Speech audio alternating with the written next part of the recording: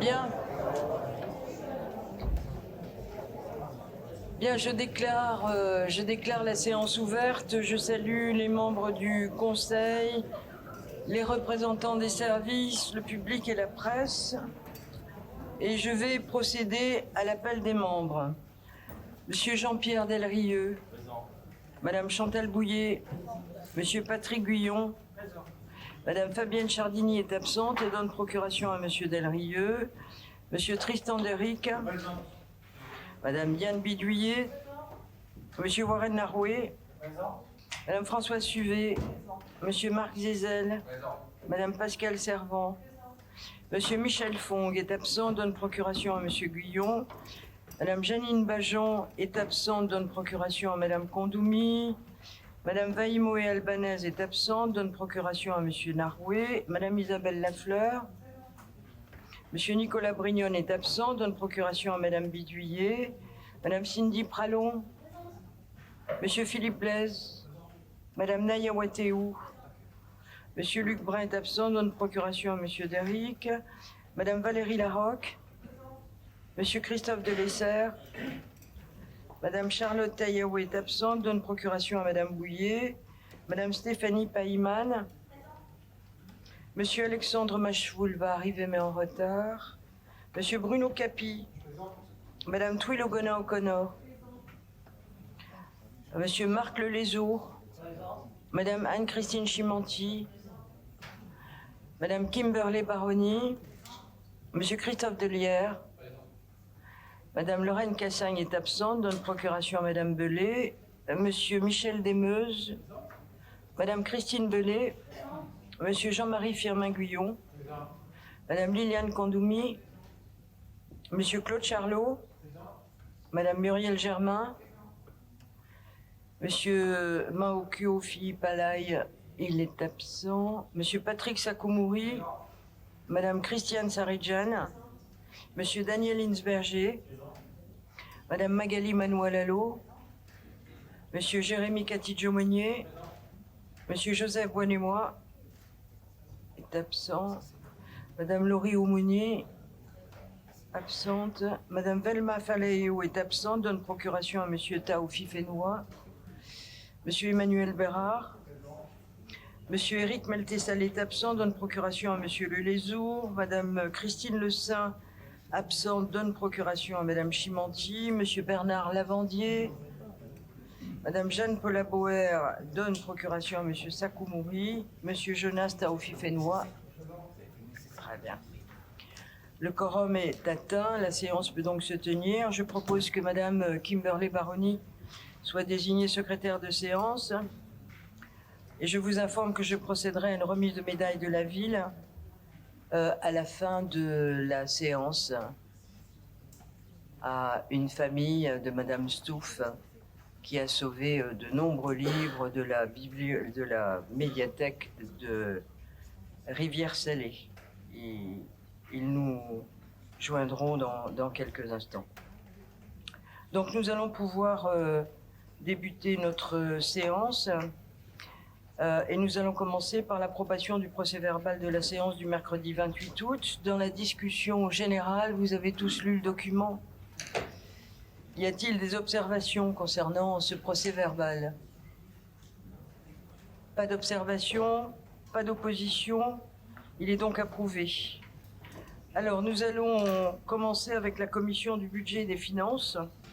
Et le premier dossier est la note explicative de synthèse 2024-91.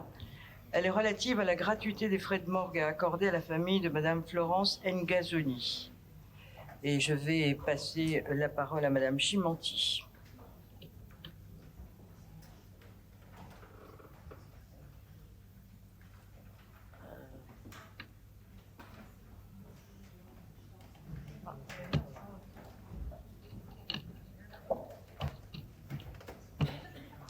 T'es sûr, François?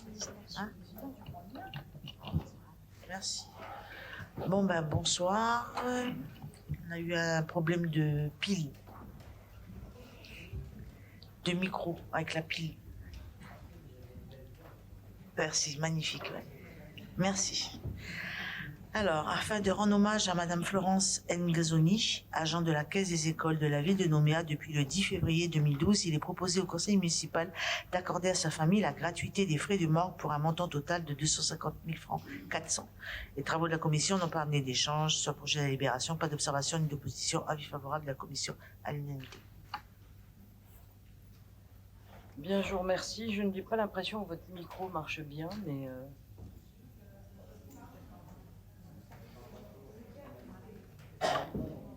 Pardon? Celui-là marche mieux. Ah, il marche mieux. Venez-là, Charlie. Bon. Pour vérifier les micros, alors. Allez, changez de place. Ça commence mal. Bon, merci madame. Bien. Donc, merci pour la lecture, Madame Chimanti. Donc, j'interroge le Conseil dans le cadre de la discussion générale. Est-ce qu'il y a des observations? Pas d'observations, des oppositions? Il n'y en a pas non plus. La délibération est adoptée. Et on va poursuivre, Madame Chimanti, avec la note 2024-92. Il s'agit de la décision modificative numéro 2 du budget principal primitif pour l'exercice 2024. On y va. Le contexte actuel de crise qui affecte gravement les ressources financières de la ville lui impose de poursuivre la priorisation des dépenses essentielles et indispensables au maintien du service public. Dans ce cadre, il est nécessaire d'opérer des ajustements tant en dépenses qu'en recettes. Il est donc proposé au conseil municipal d'autoriser la décision modificative numéro 2 du budget principal primitif pour l'exercice 2024, lequel est porté à 23 717 699 844 francs, et d'approuver la modification des autorisations de programme et d'engagement et des crédits de paiement. Monsieur le premier adjoint au maire fait observer qu'il s'agit de la deuxième modification du budget principal. Ainsi, le budget principal, qui s'élevait initialement à 27,5 milliards, est aujourd'hui ramené à 23,7 milliards, soit une baisse de plus de 3,8 milliards au total. Il remercie l'ensemble des directions de la ville pour leur participation à l'effort de réduction des charges de fonctionnement, tout en essayant de maintenir un service public minimum, ce qui n'est pas sans poser des difficultés dans certains services. Il déclare que la situation financière de la ville reste catastrophique puisque ce sont plus de 6 milliards de francs de recettes qui n'ont pas été perçus par la ville, 1,2 milliard de baisse de dotation au titre du fonds intercommunal de péréquation et 5,5 milliards de dettes de la Nouvelle-Calédonie. En conséquence, la ville n'a pas d'autre choix que de réduire ses investissements et ses charges de fonctionnement. Malgré ces mesures, la ville est en difficulté pour régler les factures de ses fournisseurs qui s'élèvent aujourd'hui à 2,3 milliards. Le paiement des salaires des agents est garanti jusqu'à la fin de l'année 2024. Il indique avoir échangé avec M. François-Noël Buffet, ministre des Outre-mer, lors de son déplacement en Nouvelle-Calédonie la semaine dernière à l'occasion d'une rencontre avec des représentants de l'Association française des maires et des maires de l'agglomération. Celui-ci s'est montré très attentif, mais n'a fait aucune promesse à ce stade. Il lui a été demandé que les aides possiblement accordées par l'État soient versées directement aux communes et provinces sans transiter par le gouvernement de la Nouvelle-Calédonie. Au regard de cette situation et des difficultés à venir de la ville pour assumer ses charges salariales en 2025, il n'est pas exclu que la commune de Nouméa soit mise sous la tutelle de l'État. En réponse à M. Firmin Guillon, M. le premier adjoint au maire indique que les charges de personnel qui représentent 715 millions de francs par mois, cotisations CAFAT et CLR incluses, sont prioritaires. Il annonce que les services commencent la préparation du budget primitif 2025 pour un vote avant le 31 mars 2025. Compte tenu de la chute des recettes fiscales, des recettes fiscales prévues pour 2025, la ville devrait être en grande difficulté pour équilibrer ce budget. Les besoins des recettes attendues figurent les indemnisations des assurances pour des dégâts sur des bâtiments publics plafonnés à 5 milliards, une avance d'1 milliard qui pourrait être versée à ce titre. Il prévise que les assurances prendront également directement en charge les frais de démolition des bâtiments lorsqu'ils ont été détruits intégralement. En réponse à Madame Servan, qui évoque la prise en charge par l'État d'une partie du coût de reconstruction des bâtiments publics, Monsieur le Premier adjoint au maire précise que le taux de financement par l'État est de 100% pour les écoles et 70% pour les autres bâtiments, déduction faite des remboursements par les assurances. Ce dispositif de financement de la reconstruction des écoles et des édifices endommagés ou détruits devrait être précisé prochainement par une circulaire du ministre des Outre-mer. Ceci étant, cela ne résout pas la problématique de l'avance des fonds par la ville en pareille hypothèse. Il rappelle que ce sont 3 écoles qui ont été brûlées complètement, les Orchidées et les Pervenches, ou en partie Gustave Lot, et une qui a été saccagée, Daniel Talon. Compte tenu de la diminution du nombre d'enfants en âge d'être scolarisés que l'on observe depuis 2014, l'école Les Pervenches ne devrait pas être reconstruite. En revanche, il y a des besoins de classes supplémentaires à Caméré, malgré la désinscription de 110 enfants, les modalités de reconstruction dans ce secteur restant à définir. Madame Chimanti ajoute qu'en soutien à la Nouvelle-Calédonie, l'État a porté à 50% au lieu de 30% le montant de l'avance versée au stade de la décision d'attribution de le cadre des contrats de développement. Estimant que la reconstruction des écoles doit être une priorité et qu'elle est financée par l'État à hauteur de 100%, Madame Lafleur suggère que les banques accompagnent les communes dans cette reconstruction par une avance de fonds.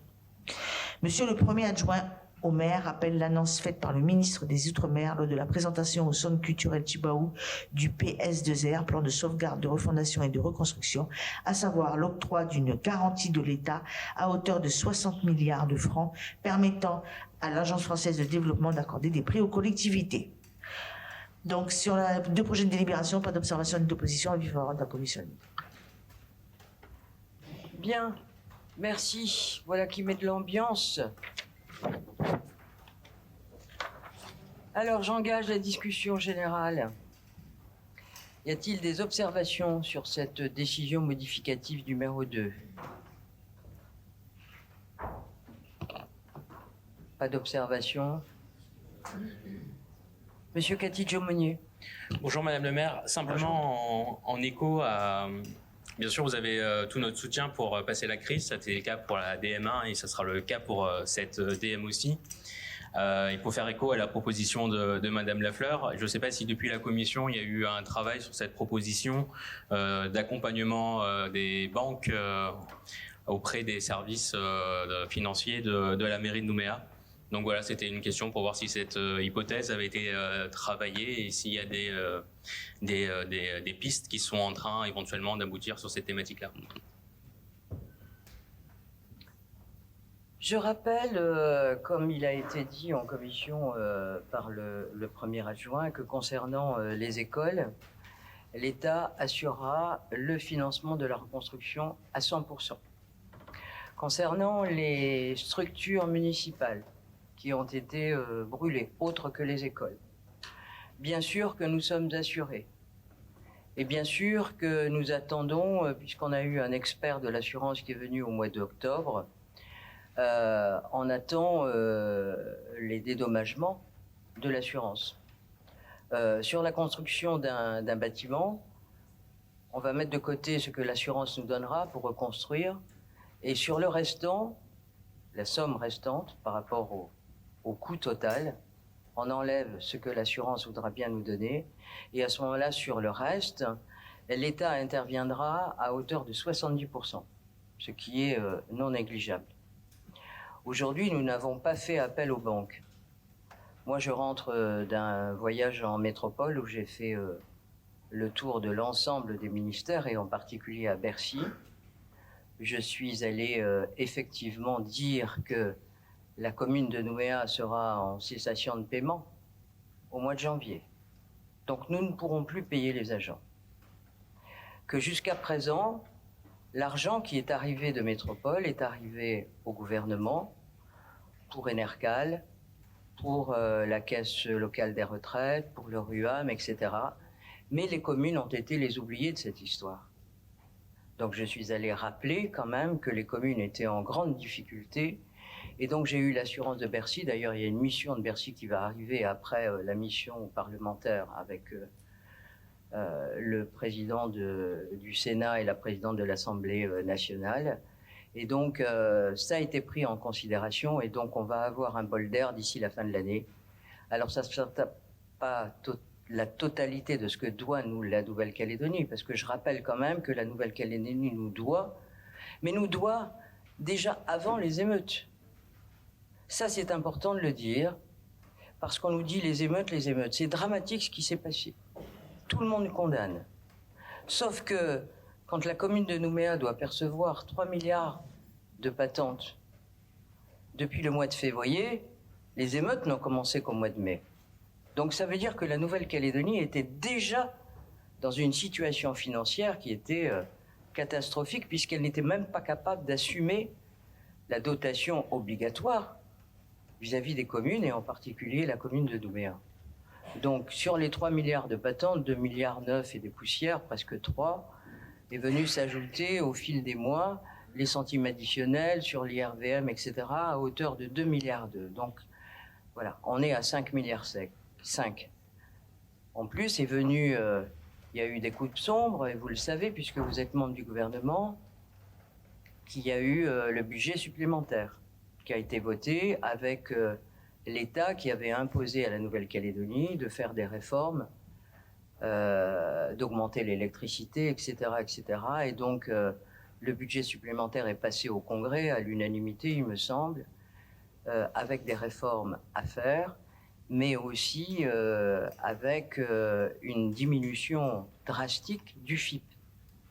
Et donc, nous, on a perdu, avec le budget supplémentaire, 1,2 milliard du FIP. Donc, on ajoute 5,5 milliards et 1,2 milliard, ça fait 6,7 milliards qui manquent aujourd'hui à la commune de Nouméa.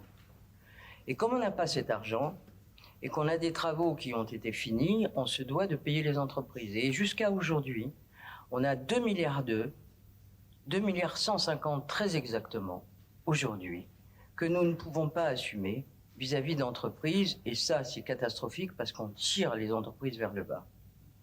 Alors aujourd'hui, on a 715 millions par mois à sortir pour payer les 1600 agents. Et nous arrivons jusqu'à présent à avoir pu payer à raison de 100 millions par mois les entreprises. Mais quand on devait, au jour de la commission de 2,3 milliards, et qu'on est à 100 millions, vous imaginez le nombre de mois qu'il faut pour payer. Et ça, c'est quand même pas concevable pour les entreprises qui, beaucoup d'entre elles, sont vraiment en difficulté.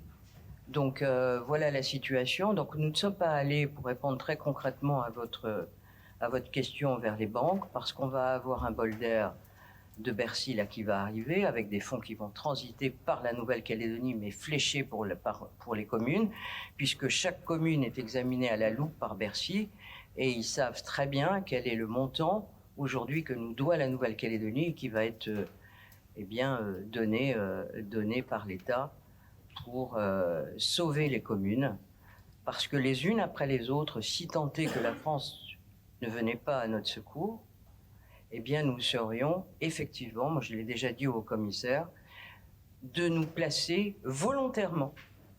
C'est un choix que j'ai fait, de mettre la commune sous tutelle.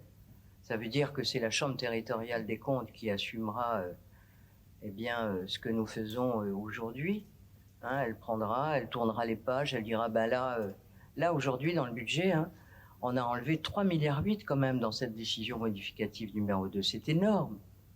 Et donc la Chambre territoriale des comptes, elle va tourner les pages, puis elle va dire, ça, c'est ça enraye, ça enraye, ça enraye, ça enraye. Voilà. Et il y aura une priorisation, bien évidemment, qui est celle de payer avant tout les agents. Donc voilà, les nouvelles elles sont mauvaises d'un côté, mais on a un bol d'air, on le sait, et d'autre part, on pense aussi avoir des fonds qui vont arriver relativement vite de l'assureur. D'ailleurs, l'assureur va nous donner, on a chiffré à environ 6 milliards les pertes que nous avons subies entre les dégradations, entre les bâtiments brûlés, etc. 37 d'entre eux, rien que pour la commune de Nouméa qui a été extrêmement touchée. Donc là, on va percevoir 1 milliard. Ils ont compris qu'on avait besoin de trésorerie aussi. Donc ça va arriver dans les jours qui viennent, les semaines. Donc on n'est pas allé vers les banques parce qu'on a cette perspective devant nous. Voilà. J'espère avoir répondu. Y a-t-il d'autres interventions? Monsieur Bérard. Merci Madame le maire. Merci pour ces explications. Alors moi j'avais l'intention d'intervenir sur la partie charge de personnel, mais je voulais plutôt intervenir au moment où on aurait une autre délibération à traiter qui me pose un souci, et je préfère qu'on l'évoque tout à l'heure. Mais moi j'ai juste deux, trois questions techniques par rapport au compte-rendu de la commission. D'abord, chapeau bas aussi si vous obtenez 1 milliard des assurances, parce que dans le secteur privé, je peux dire qu'actuellement, obtenir des fonds des assurances, c'est la croix et la bannière. Donc s'ils ont priorisé, la mairie de Nouméa, tant mieux, mais n'oublions pas le secteur privé. Je rappelle qu'actuellement, dans le secteur privé, je vais quand même le dire là maintenant et je le répéterai tout à l'heure pour que tout le monde entende bien, sur 6 salariés, dans le secteur privé, 66 000 salariés avant, sur 6 salariés, il y en a 1 au chômage plein, 2 au chômage partiel et 3 qui ont encore un travail. C'est ça le secteur privé, actuellement. Sans prime de fin d'année, bien sûr, supprimé dans beaucoup d'entreprises, sans les plans qui étaient liés à la réussite et aux résultats, sans tout ça. Et avec une consommation de l'ensemble de leurs congés payés sur le mois de mai, sans qu'ils aient choisi. Donc c'est ça le secteur privé. Et actuellement, les patrons ont du mal à obtenir des assurances, des garanties, et de trouver de l'argent, des sous. Y compris pour ceux qui avaient quand même pris une assurance sur la garantie de chiffre d'affaires. En clair, si vous perdez votre chiffre d'affaires, l'assurance prend le relais. Donc c'est tout ça actuellement le secteur privé. Alors je sais bien que les collectivités... Alors, je trouve très bien, Madame la maire, vous nous dites ça va passer par le gouvernement de la Nouvelle-Calédonie, les fonds, État. Je suis désolé, je suis un peu suspicieux. Si vous arrivez à obtenir que ça passe directement, comme c'est indiqué dans le compte-rendu, par les provinces et les communes en direct, ce serait mieux. J'ai rien contre le gouvernement et nos collègues, puisque maintenant ils sont 2 au conseil municipal. Mais néanmoins, je pense que la situation financière du gouvernement est telle, parce que vous n'êtes pas les seuls, la commune de Nouméa n'est pas la seule à ne pas toucher des centimes additionnels sur les patentes. Et depuis le 1er janvier, en plus, je vais dans votre sens. Il y a un certain nombre d'institutions qui n'ont rien touché depuis le 1er janvier. Bon, bref. Moi, j'avais 2 questions techniques par rapport à ça, parce qu'on reviendra sur le personnel. Vous indiquez qu'il y a 110... c'est peut-être le petit bout de la lorgnette, mais quand même, parce que ça me choque. Vous avez 110 élèves de Caméré qui ont disparu. Donc, est-ce qu'ils sont partis aux îles? Où est-ce qu'ils sont partis? Puisque vous dites qu'il faut augmenter le nombre de salles, mais il y a une désinscription, je vous cite, désinscription de 110 élèves sur les écoles. Et deuxième chose, sur la démolition. Vous parlez de démolition. Alors, je ne sais plus où c'est dit, mais vous dites qu'il va falloir démolir. Mais qui démolit? Parce que je rappelle que nous sommes au mois de novembre, et que d'ici le mois de décembre, nous arriverons en période cyclonique. Et donc, pour voir un certain nombre de bâtiments qui ont brûlé, qui ont été pillés, brûlés et quasiment détruits, s'il y a un cyclone, ça va voler de partout. Hein. Mais qui peut détruire, qui peut démolir et qui paye la démolition? C'est ça, ma question, c'est qui paye la démolition? Et qui le garantit? Je sais que Madame le maire, vous prenez des arrêtés pour demander que les bâtiments brûlés, détruits entièrement... les propriétaires prennent la responsabilité de le faire, mais faut-il encore trouver des entreprises qui peuvent bien le faire? Première remarque. Et donc, qu'est-ce qui va se passer? Parce que les cyclones, c'est tout le monde qui va être touché. Voilà, c'est surtout ça, la démolition, et d'une, et deux, les 110 élèves de Caméré, c'est plus un détail, hein, mais c'est juste pour que je comprenne. Merci, Madame le maire. Je vais laisser mon premier adjoint, qui est en charge des écoles, vous répondre. Aujourd'hui, vous verrez qu'on s'est organisé et que ça fonctionne.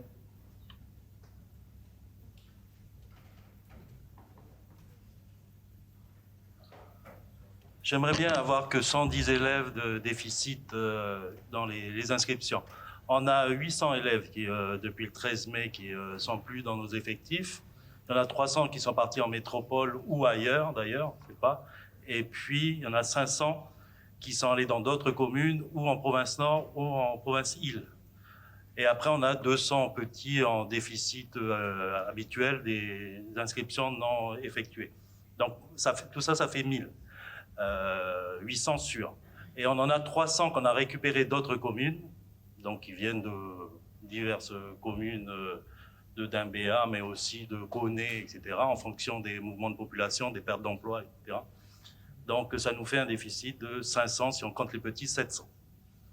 Voilà, tout ça, ça n'est pas encore stabilisé parce que il y a ceux qui sont inscrits en provincial, il y en a certains qui disent qu'ils vont revenir, etc. Donc on aura vraiment des chiffres actualisés dès le début de l'année.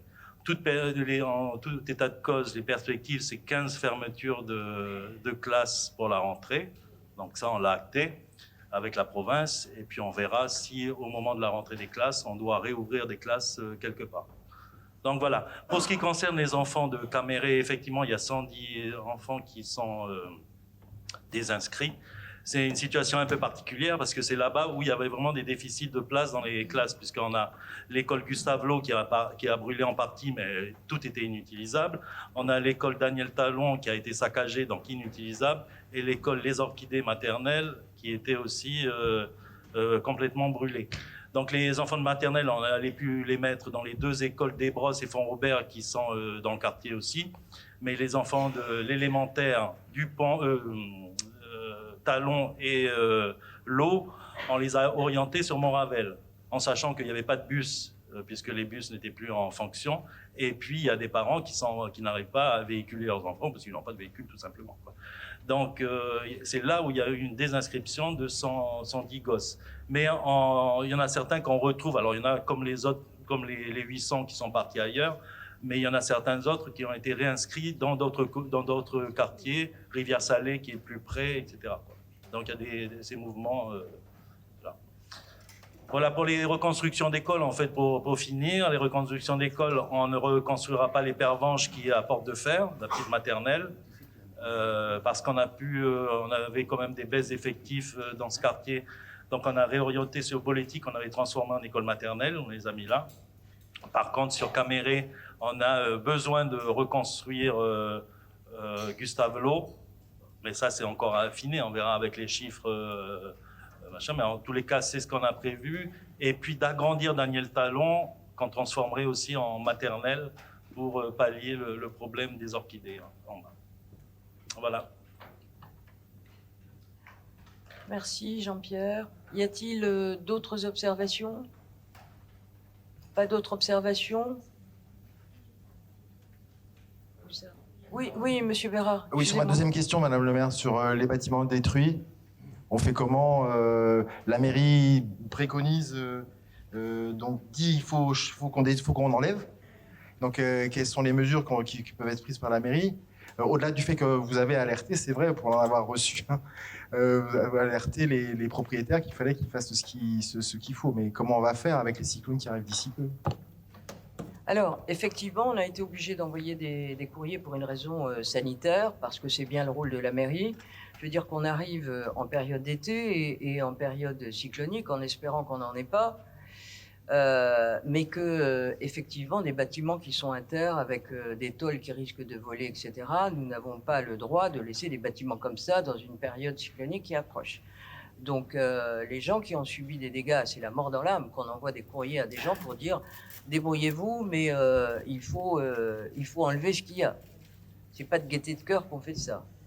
Donc, pour ceux qui sont assurés, normalement, ce sont les assureurs qui prennent en charge. Mais comme vous l'avez dit tout à l'heure, il y a assureurs et assureurs. Voilà. Et donc, il y a des gens qui étaient assurés, mais qui ont des problèmes avec leur assureur qui ne joue pas le jeu. On ne va pas donner de nom ici, mais on le sait parfaitement, qui se font tirer l'oreille. Et puis il y en a d'autres où c'est beaucoup plus simple. Et vous avez évoqué la mairie de Nouméa en disant ben, vous avez de la chance par rapport au privé. Ça fait 5 mois maintenant que le nombre de documents, que moi j'ai 2 personnes qui s'occupent que de ça, et c'est comme ça qu'on arrive à avoir. D'autre part, nous, on s'est permis, parce que nous sommes assurés, on est assurés sauf pour la voirie. Mais tout le reste est assuré. Dieu merci, il y a d'autres communes qui sont leurs propres assureurs. Voilà. Mais je rappelle quand même que pendant la première mandature, on avait eu quelques cases dans les écoles et on a été confronté à un problème d'assureurs qui ne voulaient plus assurer. Et que pendant 2 ans, on a été notre propre assureur. Rien ne s'est passé et c'est tant mieux. Donc on a retrouvé un assureur qui a bien voulu nous assurer. Mais qu'est-ce qu'on a fait? On a pris un expert auprès de l'assureur. Il est venu une première fois pendant les émeutes. Ça a été compliqué parce qu'il fallait, on ne pouvait pas accéder, etc. Il est reparti, il est revenu là encore une nouvelle fois. Et donc, entre les deux personnes qu'on a ici qui travaillent avec nos services juridiques, avec Jennifer Granero qui passent leur temps, et je les remercie parce que c'est un travail de fou.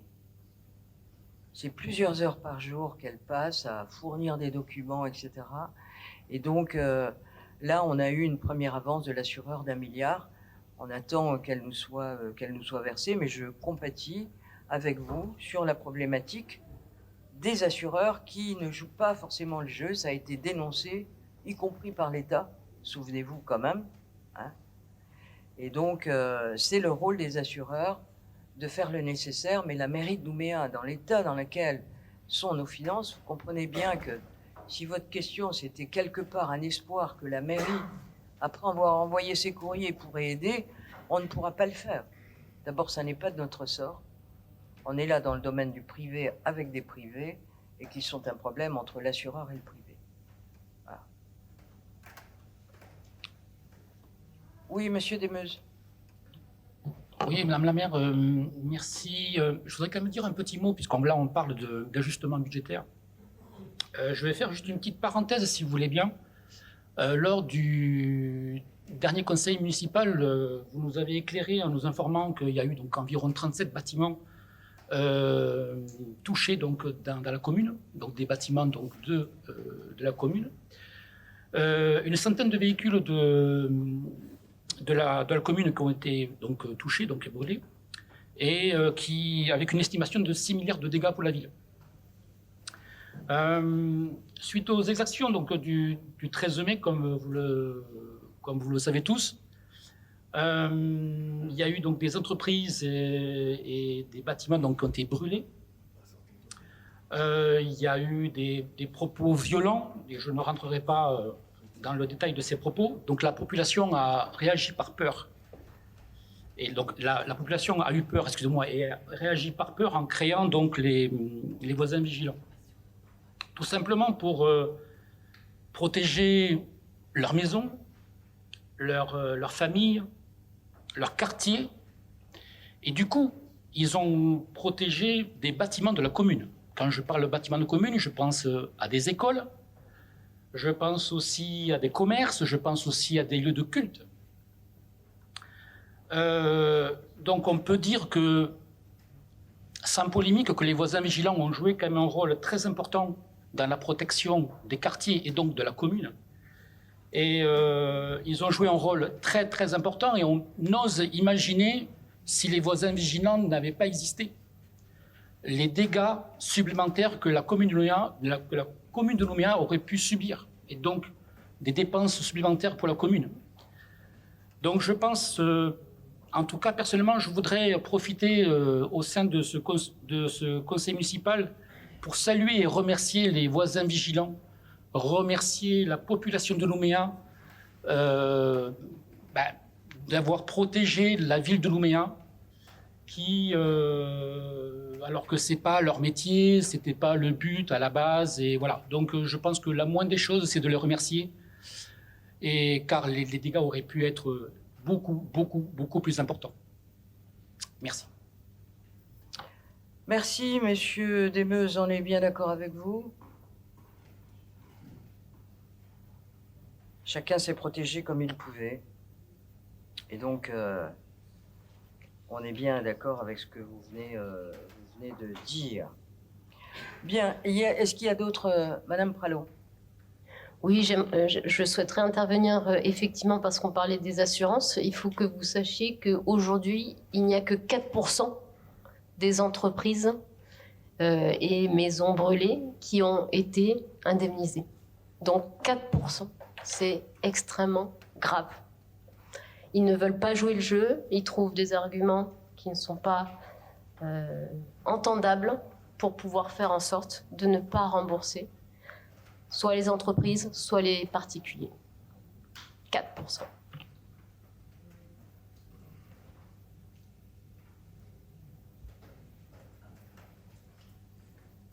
Oui, Madame Lafleur. Oui, je veux juste apporter un témoignage, puisque nous avons brûlé il y a 4 ans, et que, en fait, les assurances mettent beaucoup de temps parce que ils ont une société à défendre et que c'est pas pour défendre les assurances, c'est juste pour dire comment ça se passe. En fait, ils sont obligés de tout analyser. Ils envoient des experts et ils analysent pour savoir si même la dalle qui a brûlé peut être conservée.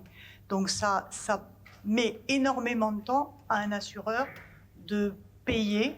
Donc, et puis ils ont aussi besoin de savoir si tout est clair et net avant de payer. Donc c'est juste pour dire ça. Alors on peut le regretter, c'est vrai, mais nous on a mis 4 ans avant de pouvoir reconstruire et de redémarrer.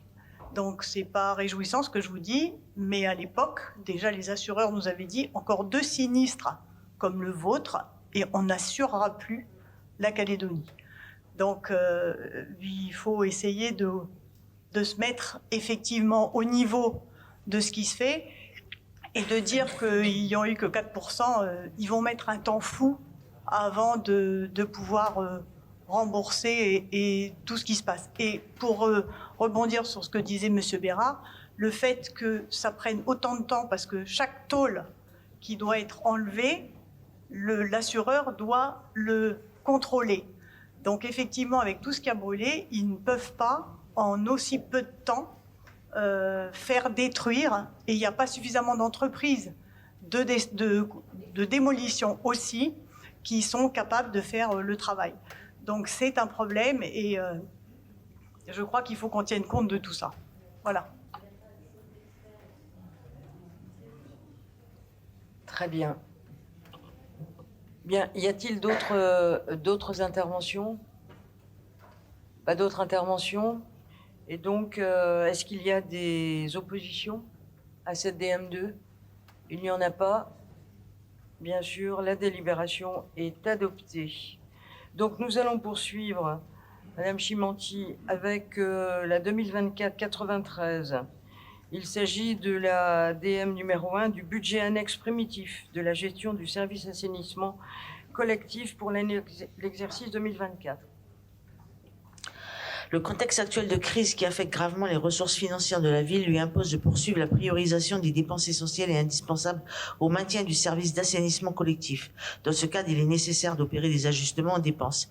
Il est donc proposé au conseil municipal d'autoriser la décision modificative numéro 1 du budget annexe primitif de la gestion du service d'assainissement collectif pour l'exercice 2024, lequel est porté à 877 260 234, et d'approuver la modification de l'autorisation de programme et d'engagement et des crédits de paiement. En réponse à M. Bonamoy, qui s'interroge sur le doublant d'écriture en recettes concernant le cheminement des cycles, la secrétaire générale adjointe en charge du pôle ressources explique qu'il s'agit de répartir entre le budget annexe de la gestion du service d'assainissement collectif et le budget principal la participation de l'État, puisque cette aide est destinée à financer à la fois des travaux d'assainissement et des travaux portant sur les eaux pluviales. Avis favorable de la commission annuelle. Bien, je vous remercie. J'interroge le Conseil. Y a-t-il des observations sur cette DM de l'assainissement? Pas d'observations? Des oppositions? Il n'y en a pas non plus. La délibération est adoptée. Bien, nous allons poursuivre maintenant avec la 93. Ah, pardon, il y a 2 délibérations. Excusez-moi, oui, c'est vrai. Alors, la première, elle porte décision modificative numéro 2 du budget primitif principal pour l'exercice 2024. Donc, il n'y a pas d'observation. Ah oui, alors, la première, décidément, hein. La première, elle porte décision modificative numéro 1 du budget annexe primitif de la gestion du service d'assainissement collectif pour l'exercice 2024. Donc, j'ai vu que dans la discussion générale, il n'y avait pas d'observation et donc la délibération est adoptée. Et enfin, la seconde, elle porte modification de l'autorisation de programme et d'engagement et des crédits de paiement par décision modificative numéro 1 du budget annexe primitif de la gestion du service d'assainissement collectif pour l'exercice 2024. Pas d'observation là non plus. La délibération est adoptée.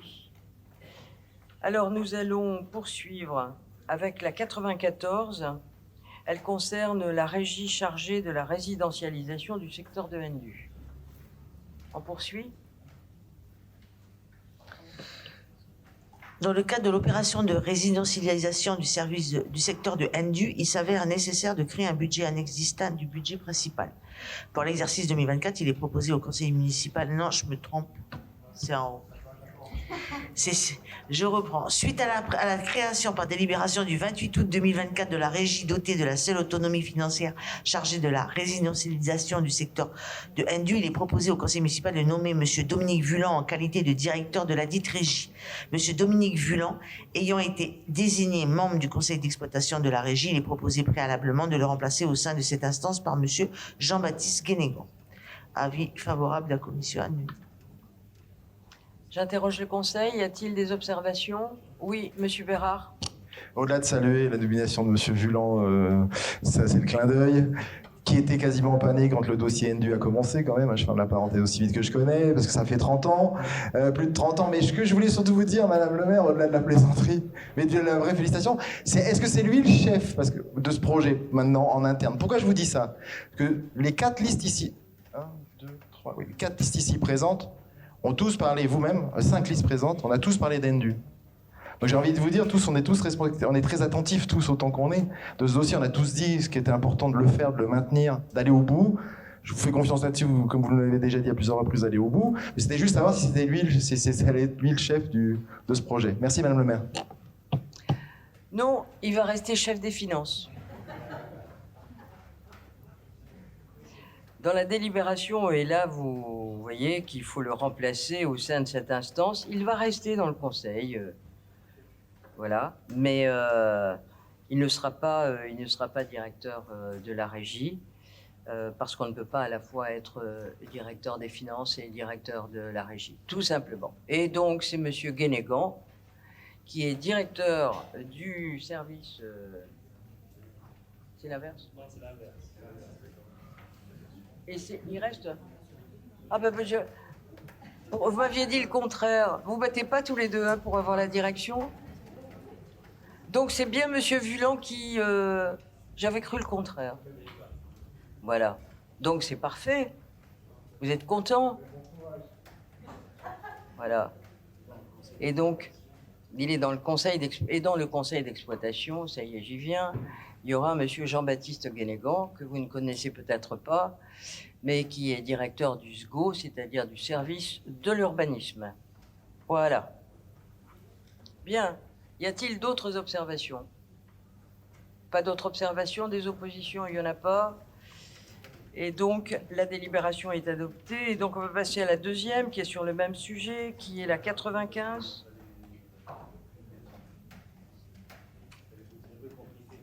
Ah non, mais c'est trop compliqué, hein. Vous m'avez... Ah, il faut lever le vote secret. Oh là là. Est-ce qu'on peut alléger les procédures administratives une bonne fois pour toutes? Vous votez pour? Bien. Non, mais il y a 3 délibérations. Alors la première, elle lève le vote à scrutin secret pour la désignation d'un membre du conseil d'exploitation de la régie doté de la seule autonomie financière chargée de la résidentialisation du secteur de NDU. Tout le monde est d'accord là-dessus. Mais il faut faire à main levée. Qui est pour qu'on lève le vote à bulletin secret? Eh ben voilà, la chose est faite. Ok. Alors on va poursuivre avec la deuxième délibération. Elle modifie la délibération 2024-856 du 28 août 2024, désignant les membres du conseil d'exploitation de la régie dotée de la seule autonomie financière chargée de la résidentialisation du secteur de NDU. Donc, dans la discussion générale, j'ai vu qu'il n'y avait pas d'observation. Très bien. Il n'y a pas d'opposition non plus. Donc, cette délibération est adoptée. Monsieur Jean-Baptiste Guénégan est donc désigné comme membre du conseil d'exploitation. Vous avez gagné ça. Alors, je vous propose de prendre la troisième délibération. Elle désigne le directeur de la régie chargé de la résidentialisation du secteur de NDU. Dans la discussion générale, il n'y a pas d'observation.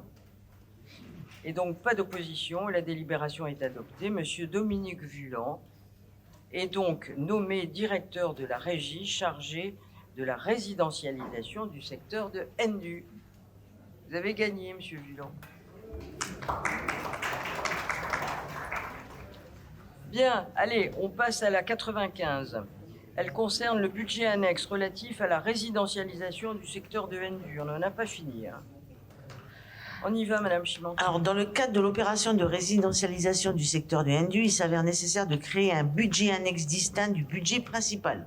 Pour l'exercice 2024, il est proposé au conseil municipal d'arrêter ce budget en dépenses et en recettes à la somme de 221 656 et d'approuver l'autorisation d'engagement et des crédits de paiement correspondants. Monsieur le premier adjoint au maire fait observer que l'écriture de 110 millions correspond à la valorisation du terrain appartenant à la ville et destiné à la revente. Avis favorable de la commission. Je vous remercie. Donc nous avons 3 délibérations relatives à cette note. Alors on va prendre la première.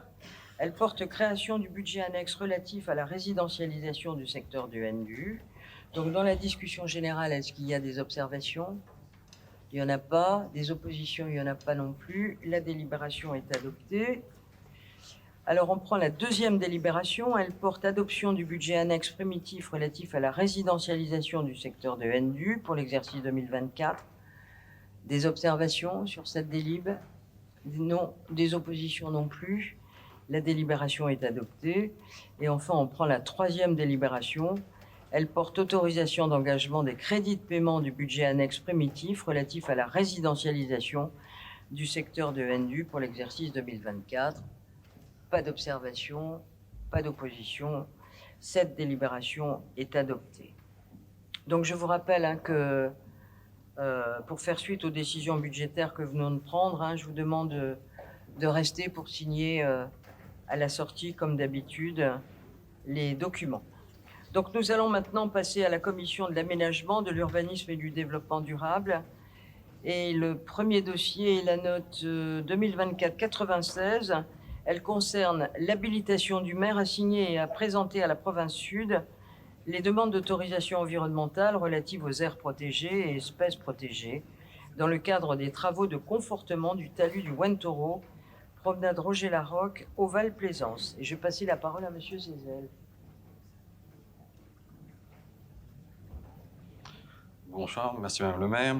Il est proposé au conseil municipal d'habiliter le maire ou son représentant à signer et à présenter à la province sud les demandes d'autorisation environnementale relatives aux aires et espèces protégées dans le cadre des travaux de confortement du talus du Wentoro, promenade Roger-Larocque au Val-Plaisance. Les travaux de la commission ont amené les échanges suivants. Monsieur le premier adjoint au maire rappelle que les demandes d'autorisation environnementale sont nécessaires car les travaux de confortement de talus se situent dans l'aire protégée du Wentoro. Sur le projet de délibération, pas d'autres observations ni d'opposition. Avis favorable de la commission à l'unanimité. Merci, j'interroge le conseil. Y a-t-il des observations? Pas d'observations?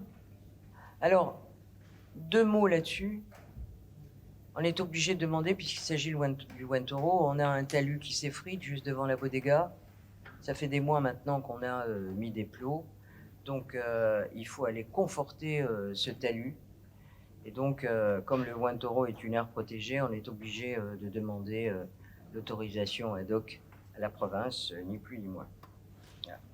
Donc, il n'y a pas d'observation, pas d'opposition non plus. La délibération est adoptée. Et maintenant, nous passons à la 97. Elle est relative aux avenants numéro 1 au marché pour le nettoiement des espaces publics de la commune. Et on poursuit, Monsieur Zézel. Suite aux exactions qui ont débuté au mois de mai 2024 et afin de prendre en compte le contexte économique durablement impacté, un travail sur l'optimisation des coûts, la réduction des dépenses et l'internalisation des prestations a été mené en partenariat avec les entreprises titulaires des marchés de nettoiement mécanisé et manuel des espaces publics. Les coûts prévisionnels annuels des marchés sont modifiés. Pour le lot numéro 1, il s'élève à 76 millions de francs par an contre un montant initial de 152. Pour le lot numéro 2, il s'élève à 250 millions par an contre un montant initial de 334. Il est donc proposé au conseil municipal d'habiliter le maire ou son représentant à signer les avenants numéro 1 au marché de 2023 S003 nettoiement mécanisé et 2022 S042 nettoiement manuel. Les travaux de la commission ont amené les échanges suivants. Monsieur le premier adjoint au maire rappelle que le contexte budgétaire actuel nous oblige à réduire certaines prestations et qu'il convient donc de passer un avenant au marché en cours pour le nettoiement des espaces publics. Il est précisé à Mme Lafleur qu'avec un suivi approfondi des prestations, la fréquence du nettoyage a pu être diminuée, les interventions du prestataire réduites et un entretien davantage internalisé. L'avenant est nécessaire pour modifier les prix des prestations au forfait, notamment pour le balayage mécanisé. En réponse à Mme Lafleur, qui s'interroge sur la diminution de la prestation aux abords du marché municipal, il est précisé que les équipes de la ville pallient à la diminution de la fréquence de passage. Monsieur le Premier adjoint au maire ajoute que l'équipe de la direction des moyens peut être saluée car elle a fait preuve de grande capacité d'adaptation aux différentes tâches à effectuer. Sur le projet de délibération, pas d'autres observations ni d'opposition. Avis favorable de la commission à l'unanimité. Je vous remercie, Monsieur Zuzel. J'interroge le Conseil. Y a-t-il des interventions?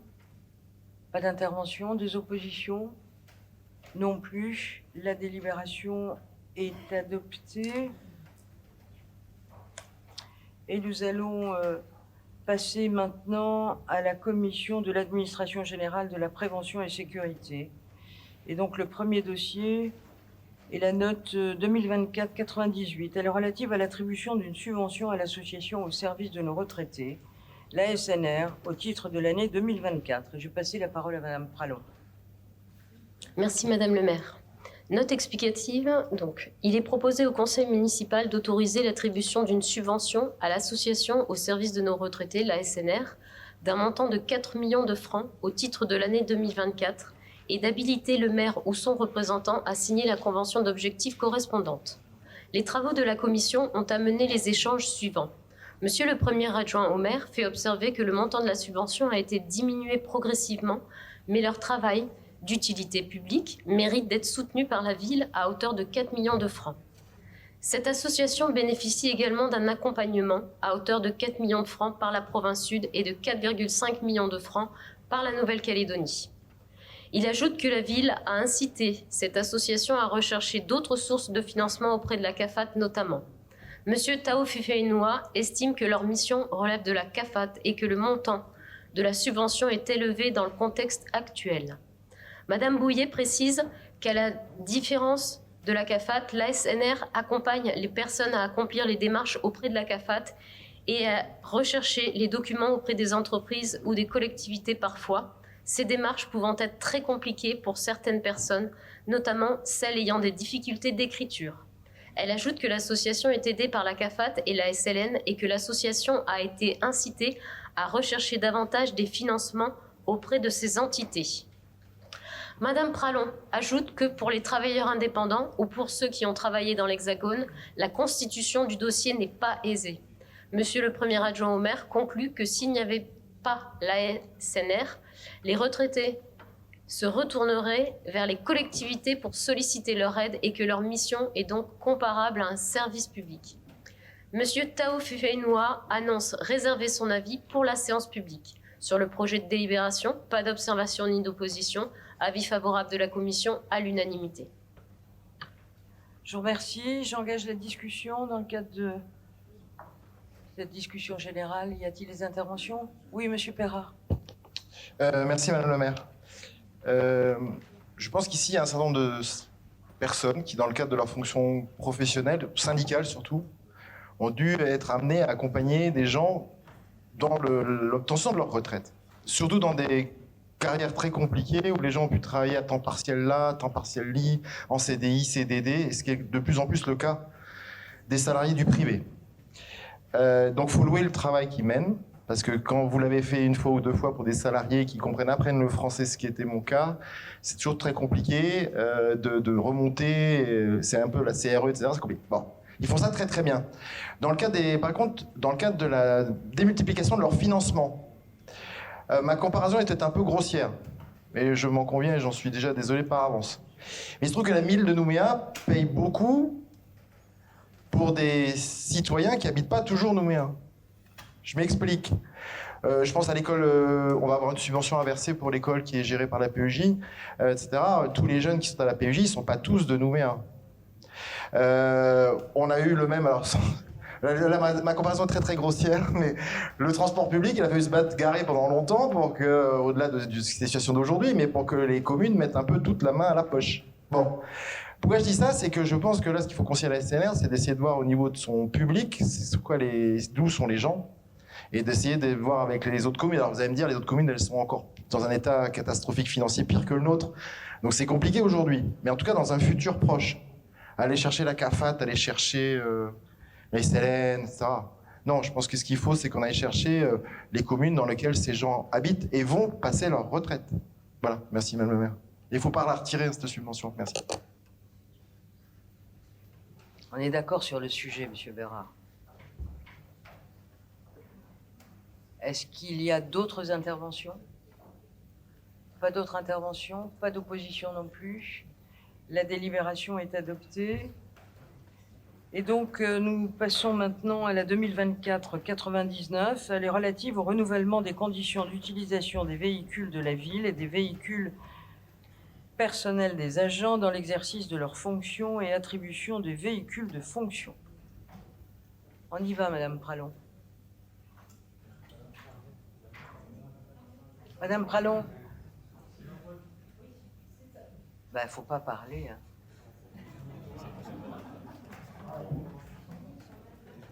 Allez-y, Madame Pralon. Je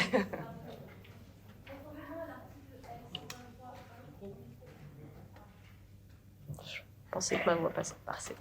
Conformément à l'article L. 123.1-1 du Code des communes de la Nouvelle-Calédonie, il est proposé au Conseil municipal de renouveler les modalités d'utilisation des véhicules municipaux et des véhicules personnels des agents dans l'exercice de leurs fonctions et de procéder à l'attribution de véhicules de fonction.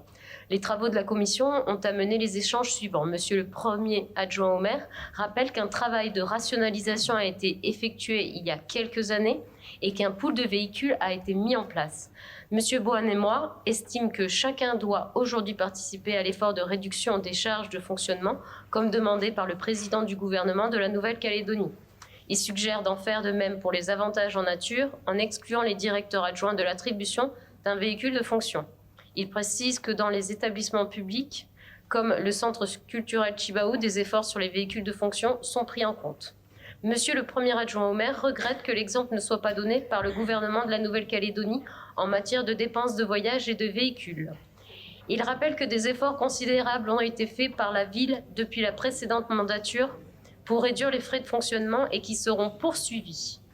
Par ailleurs, il fait valoir qu'il s'agit de conserver l'attractivité des postes de manager, car la ville est moins compétitive que d'autres collectivités qui proposent des logements de fonction, par exemple, et ajoute que les véhicules de fonction de la ville sont très modestes. Monsieur Tao Fefenoa rejoint l'avis de Monsieur Bohan et moi et annonce s'opposer au projet.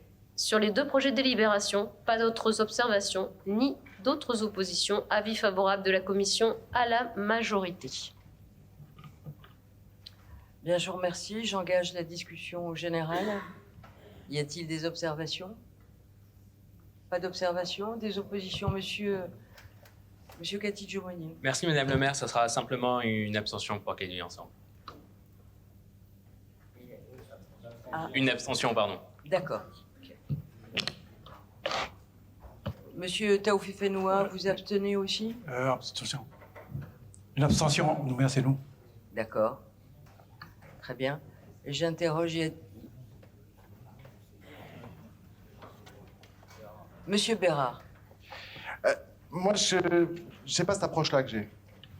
Je voulais juste dire aux collaborateurs de la mairie, aux personnels qui bénéficient de ça. Tout ce qu'a dit le premier adjoint est vrai. Les postes de la mairie, c'est pas toujours le cas, Jean-Pierre. Monsieur le premier adjoint, c'est pas toujours le cas. Vous n'êtes pas toujours... Mais néanmoins, sur ce coup-là, ce que dit Joseph Bohan et moi est vrai aussi. Les établissements publics coupent de partout. Donc, ce que je veux dire, c'est simplement, c'est que même si là vous vous abstenez, ou si vous votez, excusez-moi, à un moment ou à un autre, on y arrivera. C'est simplement reculer pour mieux sauter, si je puis dire. C'est si on passe sous tutelle, je pense que la Cour des comptes, la Chambre territoriale, un certain nombre de choses de ce type, elle va pas se poser de questions. Que nous posons, parce qu'humainement, on sait le boulot que vous fournissez, on sait le boulot que vous avez fourni depuis le 13 mai, etc. Là-dessus, on est d'accord. Et que les véhicules, c'est vrai, c'est pas des voitures à 18 millions, on est d'accord. Mais voilà, mais ça viendra un jour, malheureusement, si on continue dans ce rythme de financement. Merci. Bien, je vois dans le rapport de commission que M. Boine-et-Moi disait que tout le monde doit participer à la réduction, à l'effort, des charges de fonctionnement, etc. Il s'agit d'en faire de même pour les avantages en nature. Quand on a une voiture de fonction, c'est un avantage en nature. Ceux qui bénéficient d'une voiture de fonction sont obligés de faire une déclaration au fisc. Donc ils payent, c'est pas gratuit. Voilà. Et par contre, il précisait que pour le centre Chibaou, les directeurs adjoints n'avaient pas besoin. Alors je rappelle quand même qu'à la mairie de Nouméa, il y a un directeur adjoint qui a un véhicule de fonction. Je vais le nommer ici.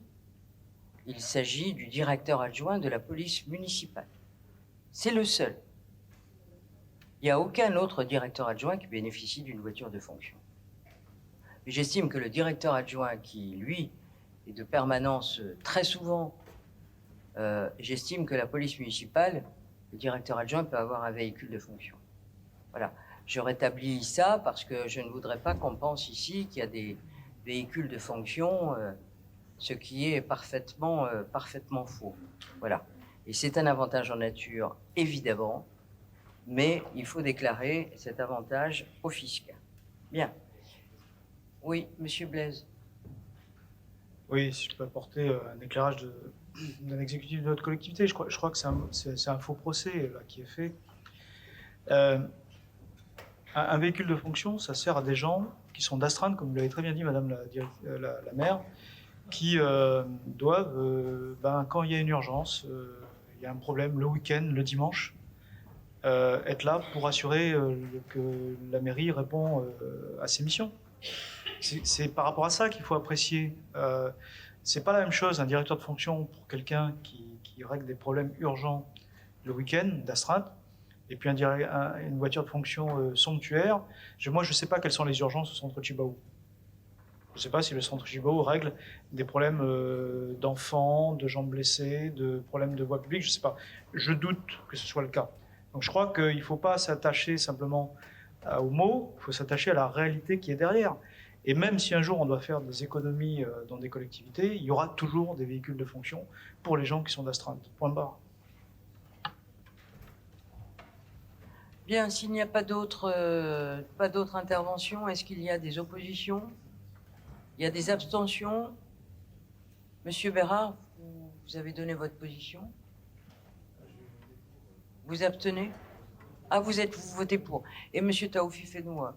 Voilà. Et Calédonie Ensemble s'abstient. Le reste du Conseil émet un avis favorable. Et donc la délibération... Ah, mais nous en avons deux.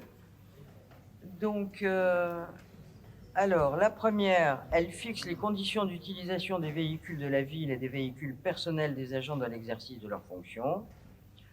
Donc, j'ai bien compris ce qui se passait. Il y a les abstentions. Le reste du Conseil est d'accord. Et enfin, la seconde délibération, elle porte attribution de véhicules de fonction. Et donc, c'est la même chose. Donc, la délibération, les deux sont adoptés. On passe au dossier suivant, qui est la note 2024-100. Elle est relative à l'attribution d'une prime de fin d'année à certaines catégories de personnel municipal pour l'année 2024.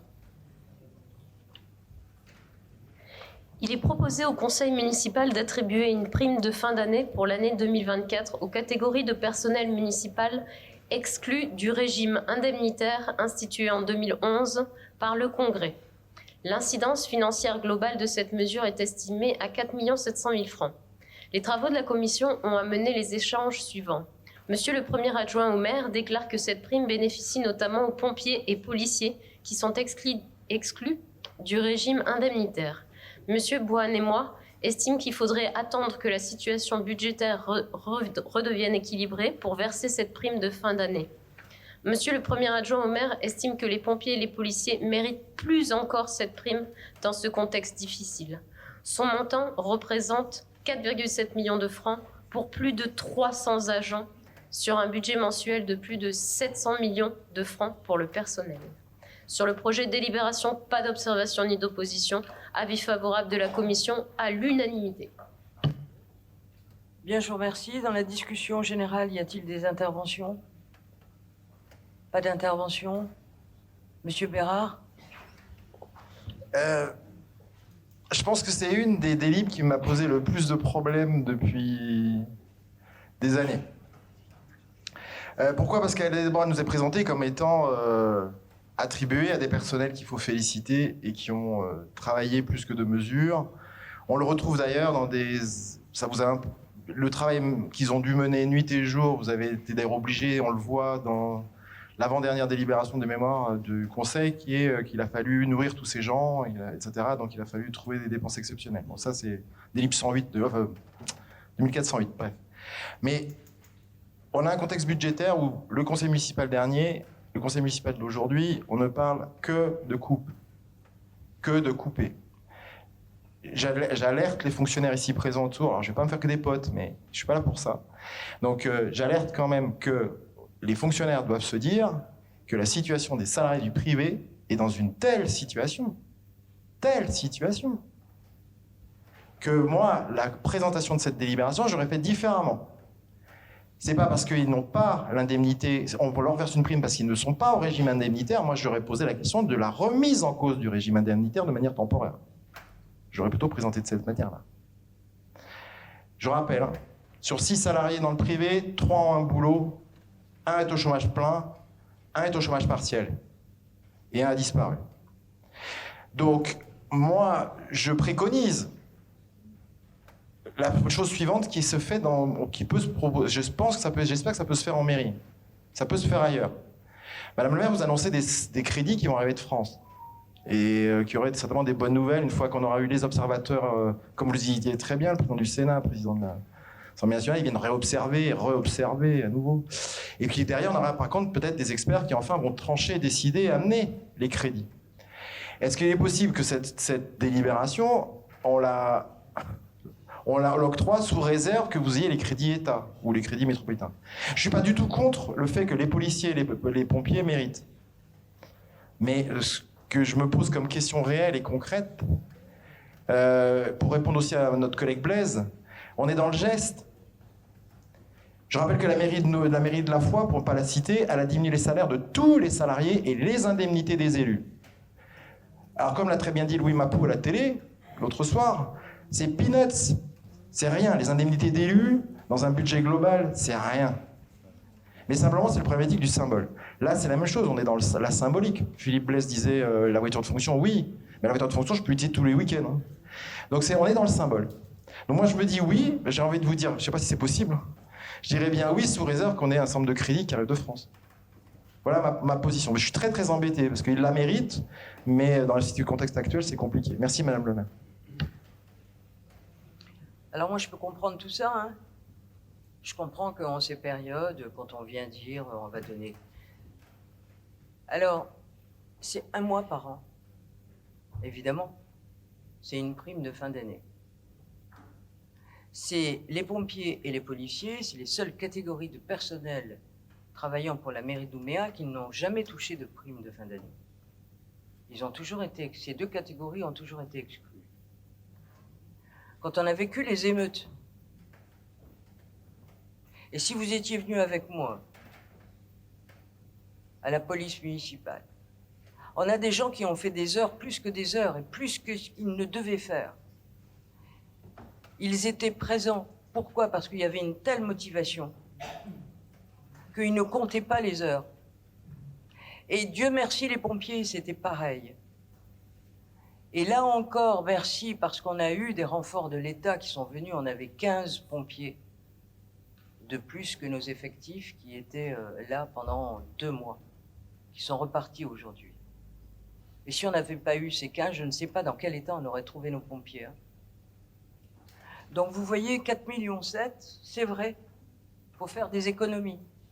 On a vu qu'on avait fait des économies de 3,8 milliards. À un moment donné, quand on a ce type de personnel qui a donné son temps sans compter, et que là, on est à 4,7 milliards parce qu'on va leur donner la seule prime auquel ils doivent 4,7 millions, la seule prime auquel ils auront droit cette année, voilà. Après, moi, je veux bien qu'on fasse des effets de manche ici, que la situation, elle est compliquée, que pour le privé, c'est extrêmement difficile, que les fonctionnaires sont mieux lotis que ceux dans le privé, etc. Je comprends tout ça.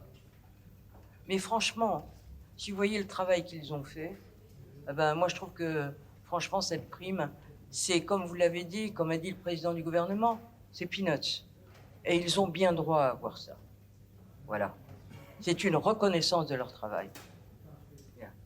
Y a-t-il des oppositions à cette délibération? Quelqu'un veut intervenir? Monsieur Desmeuse. Oui, tout à fait. Pour rejoindre vos propos, Madame la maire, tout à l'heure, j'ai pris la peine de saluer, parce que je trouvais nécessaire de saluer et remercier la population d'Ouméa pour leur travail par rapport aux voisins vigilants. Mais si aussi on peut saluer et remercier les agents, enfin, certains agents de la commune d'Ouméa, c'est bien les pompiers et la police municipale, qui ont quand même montré un courage et une détermination. Et vous parliez tout à l'heure de 2 heures supplémentaires, et je pense qu'ils en ont fait très très largement, puisqu'on sait tous que les forces de l'ordre étaient insuffisantes les premières semaines. Donc je pense que, alors certes, oui, c'est vrai, on est dans une restriction budgétaire, mais s'il y a au moins des agents dans la commune d'Ouméa qui méritent une prime en 2024, c'est bien cette catégorie. Madame la maire, merci. Monsieur Cathy-Jomonier, vous avez demandé la parole. Merci Madame le maire. Oui, tout simplement pour bien sûr vous exprimer que nous appuierons, vous accompagnerons sur cette décision. Bien sûr, on vient de voter une décision modificative difficile, c'est 200 millions d'euros, 200 millions de francs CFP en moins sur le budget, mais qui reste quand même un budget de 23,6 milliards. Et sur 23,6 milliards, on trouve même pas un peu moins de 5 millions pour nos agents, sachant que la prime est assez bien faite pour que ce soit les bas de l'échelle qui en bénéficient le plus. Donc en effet, pour nous, on ne peut que vous encourager, vous accompagner sur cette démarche, de remercier nos pompiers et nos policiers qui se sont investis dans des conditions, on le sait tous, très difficiles, aussi bien sur le terrain que logistiquement. Par contre, là, je peux rejoindre certains collègues sur effectivement l'effort, même si c'est peanuts, même si c'est symbolique, qu'on pourrait faire, nous, ici, au sein de l'hémicycle, sur une révision de nos indemnités d'élus pour montrer aussi l'effort que fait le conseil municipal de Nouméa, aussi bien les conseillers municipaux que les adjoints, tous ensemble. Bien sûr, ça remplira pas les caisses de la mairie de Nouméa, mais ça sera un geste qui pourra être compris de tous les Calédoniens. Je vous remercie, monsieur Cathy-Jomonier, mais si on fait ça, il faut que tout le monde le fasse, y compris le gouvernement. Pour le gouvernement, c'est le Congrès qui décide. Madame le maire, je crois que j'ai été mal compris. Alors d'abord, j'aimerais bien que dans le compte-rendu, il y a écrit « cette prime bénéficie notamment ». Alors je sais que le politiquement correct fait qu'on a parlé des pompiers, des policiers, parce qu'on est tous d'accord. Et je ne vais pas aller avec vous, avec Madame le maire, dans le code au commissariat de police municipal, qui sera d'ailleurs bientôt inauguré. Je me pose la question si je vais y venir, ça c'est le clin d'œil. Mais parce que moi j'ai fait les voisins vigilants, donc je ne peux pas être partout.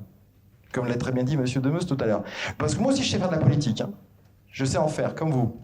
Okay, la seule chose que je me pose, c'est comment ces personnels ne bénéficient pas du régime indemnitaire. Et ça, je pose la question à la DRH. Comment ces policiers et ces policiers municipaux et ces pompiers, si vous relisez cette phrase, c'est bien écrit, alors c'est mal écrit, hein, votre texte, hein, ils disent qu'ils sont exclus du régime indemnitaire et c'est pour ça qu'on a besoin de mettre en place une prime.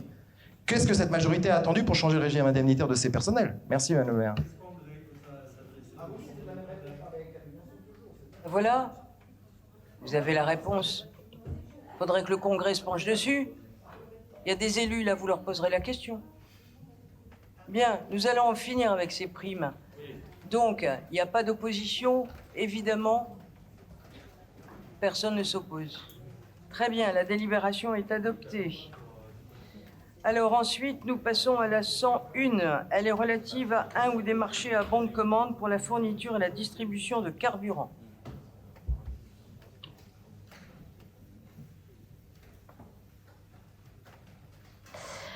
La ville de Nouméa dispose d'un pack de matériel avec moteur thermique permettant d'assurer ses missions du service public et de répondre avec efficacité aux sollicitations de la population. Elle compte aussi 2 chaudières pour le chauffage de ses piscines. Les marchés pour la fourniture et la distribution de carburant nécessaires au fonctionnement du parc arrivant à échéance le 31 décembre 2024, il est proposé au conseil municipal de lancer une procédure pour la passation d'un nouveau marché à bon de commande avec un minimum en quantité et sans maximum. D'une durée initiale de 2 ans, le marché est reconductible une fois pour une durée d'1 an. Le coût prévisionnel du marché est estimé à 40 millions de francs par an, soit un montant total de 120 millions de francs pour la durée totale maximale. Les travaux de la commission ont amené les échanges suivants. En réponse à Madame Chimanti, il est précisé que l'estimation est réalisée sur la base de la consommation de l'année dernière et sur l'évolution du coût du carburant depuis le milieu de l'année 2024. La secrétaire générale adjointe en charge du pôle ressources ajoute que la ville ne paye que la consommation réelle. En réponse à Madame Chimanti, qui s'interroge sur les conséquences d'une éventuelle sous-estimation qui évincerait des candidats, la secrétaire générale adjointe en charge du pôle ressources précise que l'estimation est basée sur le besoin réel. Monsieur Guillon ajoute qu'il sera utile d'apprécier en commission d'appel d'offres, en CAO, à la fois le budget prévisionnel, le prix unitaire et la volumétrie. Alors, il me manque un petit bout. Avis favorable de la commission à l'unanimité. Il doit manquer une phrase, mais voilà.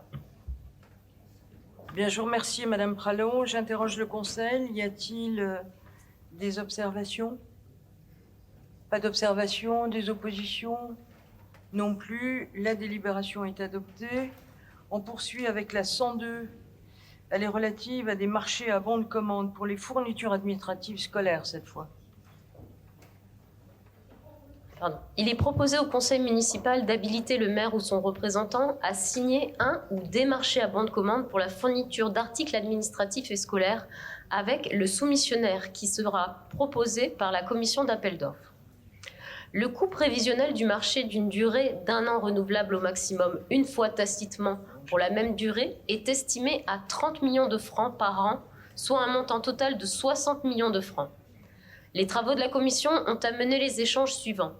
Monsieur le premier adjoint au maire souligne que des difficultés ont été rencontrées avec le fournisseur actuel, notamment pour les fournitures scolaires, et précise que les services de la ville ont travaillé sur un nouvel appel d'offres.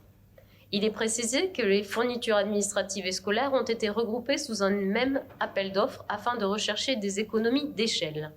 Sur le projet de délibération, pas d'autres observations ni d'opposition. Avis favorable de la commission à l'unanimité. Je vous remercie. Dans la discussion générale, y a-t-il des observations sur ces marchés à bon de commande? Pas d'observation, pas d'opposition. La délibération est adoptée. Et donc, nous allons maintenant passer à la commission de la solidarité, de la jeunesse, de la culture et des sports. Et donc, nous allons prendre la note 2024-103. Elle est relative à l'attribution d'une subvention à une association à caractère scolaire au titre de l'année 2024. En l'absence de M. Boinet-Moi, M. Lelézo, vous nous faites la lecture de l'ANES? Je vous remercie, Madame le maire. Mesdames, Messieurs, bonsoir. Il est proposé au conseil municipal d'autoriser le versement d'une subvention à l'association de parents et amis de personnes handicapées intellectuelles, APEI, pour un montant de 437 400 francs CFP en fonctionnement au titre de l'année 2024. Les travaux de la commission ont amené les échanges suivants. Madame Bouillet souligne qu'au sein de cette association, il existe une école avec des enseignants spécialisés pour les personnes handicapées intellectuelles. Sur le projet de délibération, pas d'autres observations ni d'opposition. Avis favorable de la commission à l'unanimité. Je vous remercie, Monsieur Lelézour. J'interroge le Conseil. Des observations? Monsieur Bérard. Alors, j'ai déjà fait de l'observation sur la répartition. La mairie de Nouméa, bravo la mairie de Nouméa pour faire ce qu'elle fait. Mais en période très difficile, puisqu'on est toujours dans une période très difficile, est-ce qu'il est possible à la mairie d'avoir des informations sur les fonds de roulement d'un certain nombre d'associations?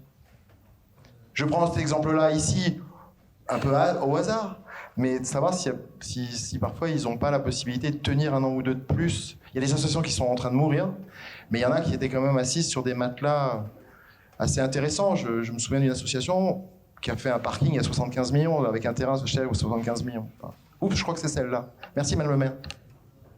Normalement, les associations qui on verse des subventions sont tenues, c'est pas le directeur des finances qui va me dire le contraire, ça veut dire que les bilans doivent être donnés et je pense qu'on a aussi les fonds de roulement.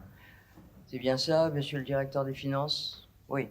Donc, quand on donne, c'est que on est sûr que on peut donner et que ces associations, ça m'étonnerait, ne sont pas toutes assises sur un matelas d'or. Voilà. Bien. Est-ce qu'il y a d'autres interventions sur cette subvention à la PEI? Pas d'autres interventions? Des oppositions? Il n'y en a pas non plus. Donc la délibération est adoptée. Et maintenant, nous allons prendre la 104. Elle est relative à l'attribution de subventions à caractère culturel au titre de l'année 2024. On poursuit. Malgré un contexte budgétaire difficile, la ville de Nouméa maintient son soutien aux partenaires associatifs du secteur culturel, dont les missions visent à favoriser la découverte artistique et culturelle pour tous. Il est ainsi proposé au conseil municipal d'autoriser l'attribution de subventions de fonctionnement pour un montant total de 4 300 000 francs CFP bénéficiant aux associations suivantes.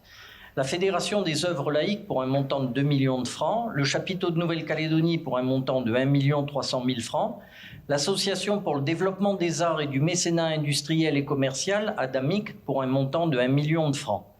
Les travaux de la commission n'ont pas amené d'échange sur le projet de délibération, pas d'autres observations ni d'opposition. Avis favorable de la commission à l'unanimité.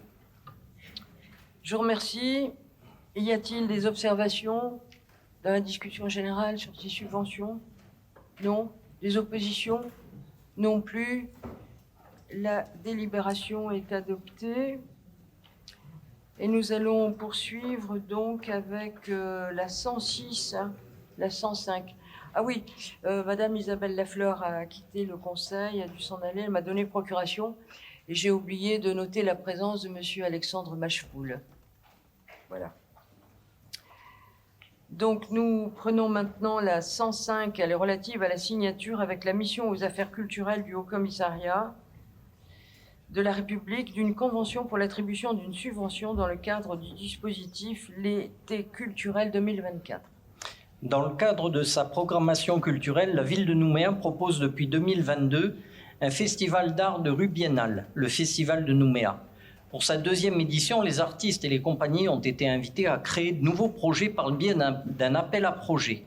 Celui-ci étant conforme au dispositif Été culturel 2024 de l'État, le ministère de la Culture souhaite soutenir le projet du Festival de Nouméa par l'attribution d'une subvention d'un montant de 4 773 270 francs CFP. Il est ainsi proposé au conseil municipal d'habiliter le maire ou son représentant à signer la convention correspondante. Les travaux de la commission n'ont pas amené d'échange sur le projet de délibération. Pas d'observation ni d'opposition. Avis favorable de la commission à l'unanimité. Interroge le conseil. Y a-t-il des interventions sur cette subvention de l'État? Pas d'intervention. Des oppositions? Non plus. La délibération est adoptée.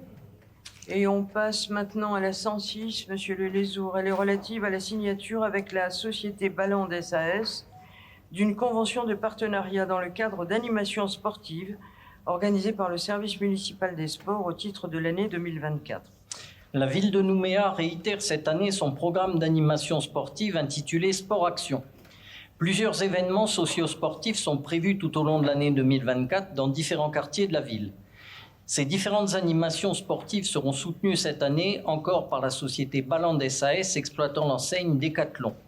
Il est donc proposé au conseil municipal d'habiliter le maire ou son représentant à signer avec la société Ballande SAS une convention de partenariat par laquelle la société s'engage à accorder à la ville de Nouméa une aide de 387 700 francs CFP sous forme de matériel et de bons d'achat.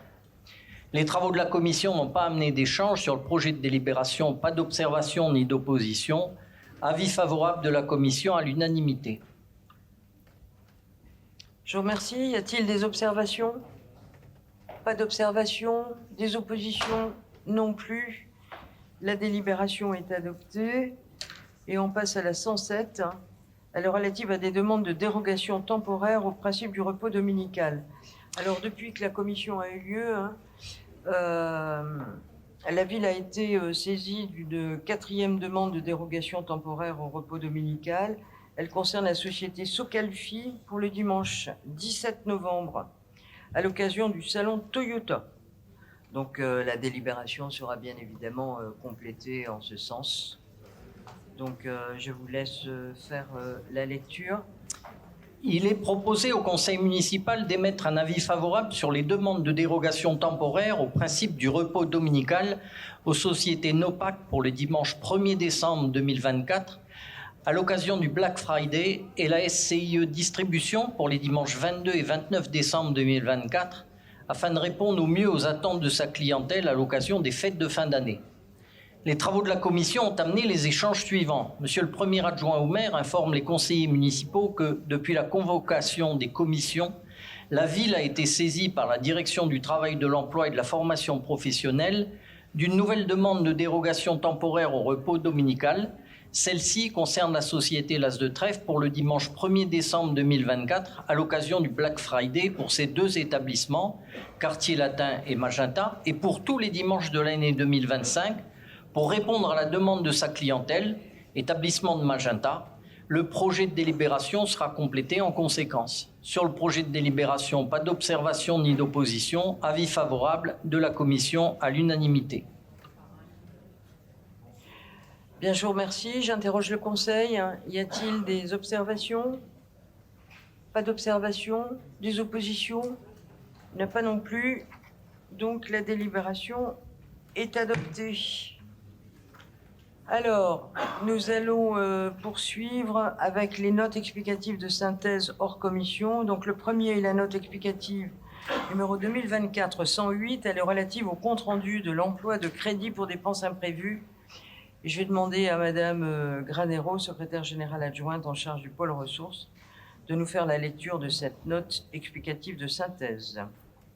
Merci Madame le maire, bonsoir. Conformément aux dispositions de l'article L221-4 du Code des communes de la Nouvelle-Calédonie, le maire rend compte au conseil municipal de l'utilisation des crédits pour dépenses imprévues.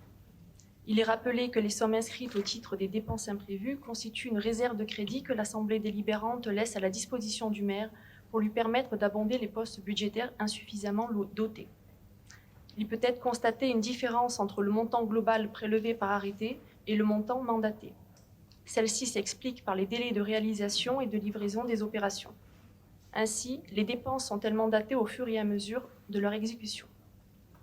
Par arrêté 2024-676 DE du 1er juillet 2024, un crédit d'un montant de 1 743 740 francs a été prélevé sur les dépenses imprévues en section d'investissement pour procéder au remplacement de caméras détériorées lors des exactions commises depuis le mois de mai 2024.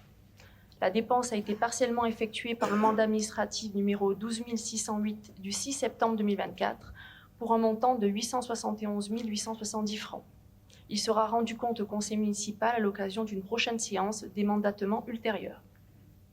Par arrêté 2024-676 DE du 1er juillet 2024 et 2024-736 du 16 juillet 2024, un crédit global d'un montant de 14 526 436 000 francs a été prélevé sur les dépenses imprévues en section de fonctionnement pour le règlement de certains frais engendrés dans le cadre des exactions commises depuis le 13 mai 2024, à savoir le repas des agents de la police municipale et des sapeurs-pompiers mobilisés sur le terrain et l'hébergement d'agents municipaux mobilisés ne pouvant regagner leur domicile. Une première partie des dépenses mandatées pour un montant de 13 384 856 000 francs a fait l'objet d'un compte-rendu par la délibération 2024-874 du 28 août 2024. D'autres dépenses de repas ont été mandatées pour un montant de 1 092 770 francs comme suit. Mandat 10 075 du 4 juillet 2024, 5 435 francs. Mandat 10 076 du 4 juillet 2024, 22 935 francs. Mandat 13 776 du 8 octobre 2024, 1 64 400 francs.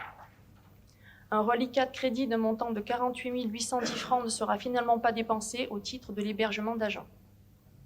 Par arrêté 2024-2013 du 10 septembre 2024, un crédit d'un montant de 1 150 380 francs a été prélevé sur les dépenses prévues en section de fonctionnement pour le règlement des frais d'hébergement d'agents municipaux mobilisés et ne pouvant regagner leur domicile dans le cadre des exactions commises depuis le mois de mai 2024. La dépense a été effectuée par mandat administratif 12 813 du 10 septembre 2024. Bien, je vous remercie. Dans la discussion générale, y a-t-il des observations sur ces dépenses imprévues? Pas d'observation. Monsieur Bérard? Je rappelle à mes chers collègues qui ont voulu faire un peu de politique politicienne que c'est là qu'ils peuvent voir l'action qui a été menée par la mairie. Il faut saluer Madame le maire d'avoir entamé toutes ces dépenses pour résoudre des problématiques qui étaient liées aux policiers et aux pompiers. Merci Madame le maire. Pas d'autres observations, pas d'opposition non plus. Très bien, on en prend acte. Donc, nous arrivons à la fin de ce conseil. Mais il reste la note 2024 106, 109. Elle est relative aux décisions prises par le maire par voie de délégation du conseil municipal. Vous l'avez lu? Vous avez des observations? Monsieur Bérard, œil de lynx. Ah là, c'est pas œil de lynx, Madame la maire. Là, j'ai un peu de mal à comprendre. Ah. Très sérieux. Alors allez-y. J'ai un peu de mal à comprendre parce qu'il faut que je vous donne un peu de mon historique. Mon historique, j'ai eu la chance et le privilège de gérer avec votre prédécesseur et vous-même 2 renouvellements de bail emphytéotique pour des associations. Bail emphytéotique, dont une association qui est ma voisine, parce que je fais du bridge, donc la CAPA se trouve dans le même quartier, où j'ai vu qu'il y a un renouvellement de bail sur un montant que je trouve tout à fait correct, à savoir 12 000 francs par an, ce qui est la base d'un bail emphytéotique. Mais alors après, je vous passe qu'il faut qu'on reparle de Quai Ferry et des remises gracieuses que vous avez promis. Il faut dire à tout le monde d'aller à Quai Ferry, hein, parce que pendant 9 mois, ils ne paieront rien. Mais ensuite, je me retrouve avec une association que je connais bien, qui est l'Amicale du Pays Basque et du Sud-Ouest, à qui vous avez sollicité à juste titre un certain nombre de travaux, qui fait qu'on a une superbe maison basque hein, maintenant, qu'il y a un certain nombre de travaux qui ont été faits, 40 millions investis, et je trouve un avenant où je lis... Alors c'est une association. Je lis une redevance mensuelle, alors je sais pas que c'est pas une faute de frappe, de 800 000 francs par mois. Je lis, hein, redevance assortie d'une redevance mensuelle de 800 000 balles. Alors, je sais très bien ce que vos services ont dû vous dire. Ils ont, comment dirais-je, une buvette, comme on disait chez moi dans mon pays, qui fonctionne bien.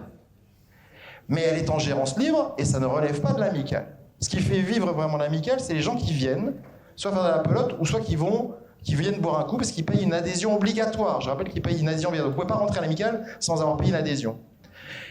Et donc là, je suppose que là, pour le coup, vous avez su revoir les bilans et comptes de résultats pour que vous puissiez mettre 800 000 francs à une association, parce que c'est quand même une association dont j'étais membre pendant un certain nombre d'années. Ben là, c'est Ford Café. C'est pas parce que le gérant gagne de l'argent que lui paye à l'amicale un certain nombre de choses et qu'elle a fait les travaux que la mairie doit se gaver. Parce que là, pour moi, c'est du gavage.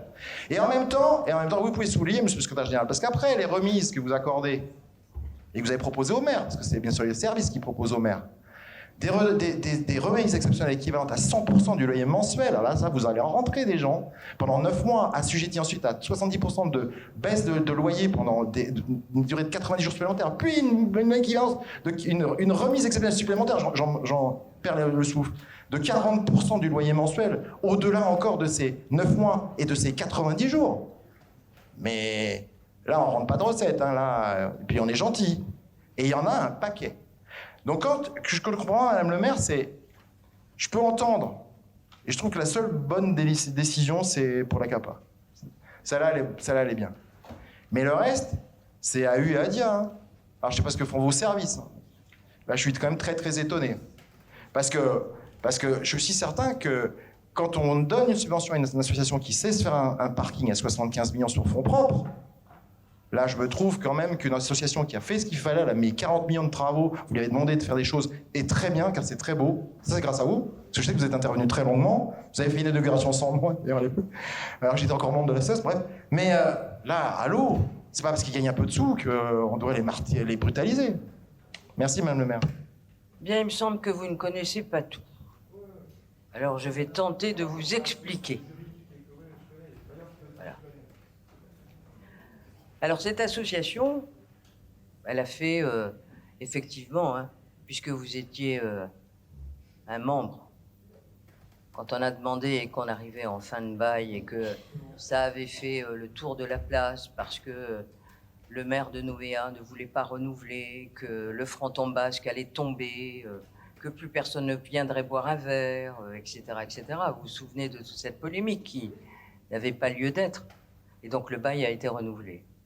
Et donc la contrepartie, c'était aussi qu'ils fassent un effort. D'ailleurs, le président de l'association a été très volontaire pour faire un effort. Et d'autre part, il fallait refaire toute l'électricité parce que ça commençait à devenir un peu dangereux. Hein. Voilà.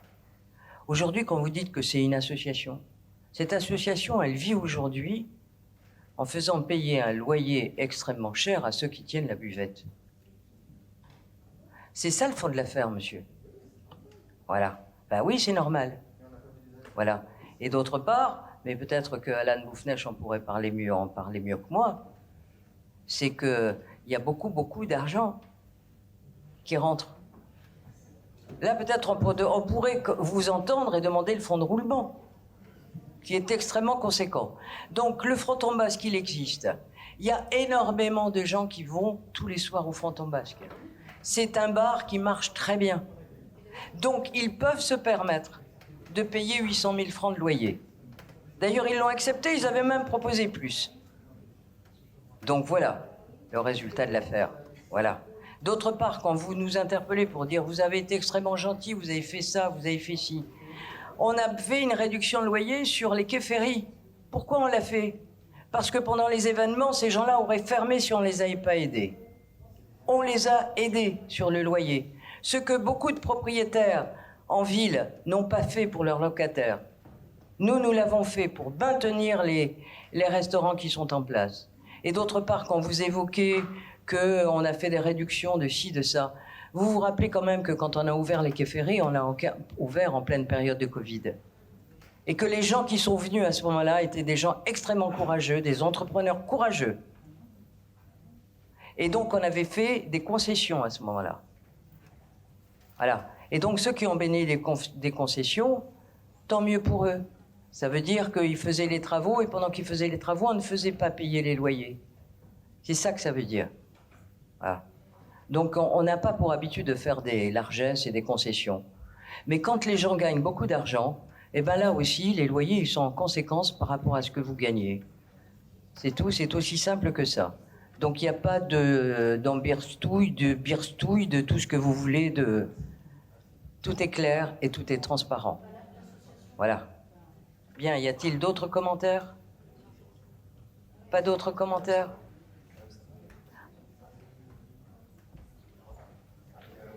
Ah, pardon. Ah, j'ai pas vu sur ma droite. Oui.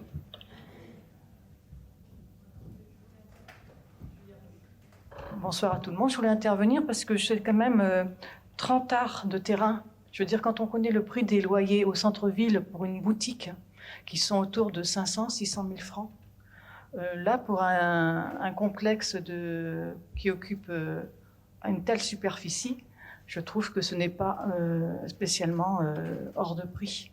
Si on ramène les loyers par rapport au terrain, la superficie, oui.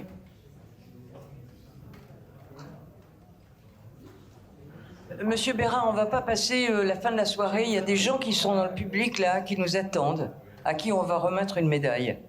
Ça fait un moment qu'ils sont là. Donc, si vous voulez nous dire qu'on exagère le loyer pour le Fronton Basque, excusez-moi. C'est pas tout à fait la vérité. C'est qu'il y a ici des gens qui ont oublié l'histoire de Nouméa depuis 1990. C'était juste ça, ma conclusion. Voilà. Vous avez oublié plein de choses. Et ce fronton, il existe, et c'est tant mieux qu'il existe. Voilà. Bien. Il n'y a pas d'autres interventions, et donc vous n'avez plus de remarques à formuler. Et donc il n'y a pas d'observation, pas d'opposition, dont acte. Bien. Alors mes chers collègues, avant de clore ce conseil municipal, je tiens à exprimer, au nom du conseil, toute notre reconnaissance à la famille Stouff, qui réside dans le quartier de Logicop, Ils sont là avec nous ce soir dans le public et ils habitent non loin de la médiathèque de Caméré. Alors que la médiathèque a subi des incendies et des saccages au moment des exactions, c'est le courage de cette famille, leur esprit de solidarité et leur passion aussi pour la lecture qui ont permis de sauver plus de 800 livres de la médiathèque. Et en dépit des conditions extrêmement difficiles, ils se sont organisés pour aller chaque jour récupérer, avec le danger que ça représentait, de récupérer des livres, les amener dans leur maison. Ils en avaient partout. Leur maison était devenue une seconde médiathèque. Voilà. Ils ont été motivés par un sens du devoir citoyen. Ils ont bravé, je l'ai dit, des dangers pour récupérer et préserver ce qui pouvait encore l'être. Alors, Madame Stouff, vous êtes enseignante et votre acte s'inscrit dans la continuité de votre vocation éducative. Vous avez montré l'importance que vous attachez aux ouvrages, aux livres, qui sont des passeurs d'histoire, mais aussi de découverte et de savoir. Alors, Alabama, c'est la jeune fille qui est là.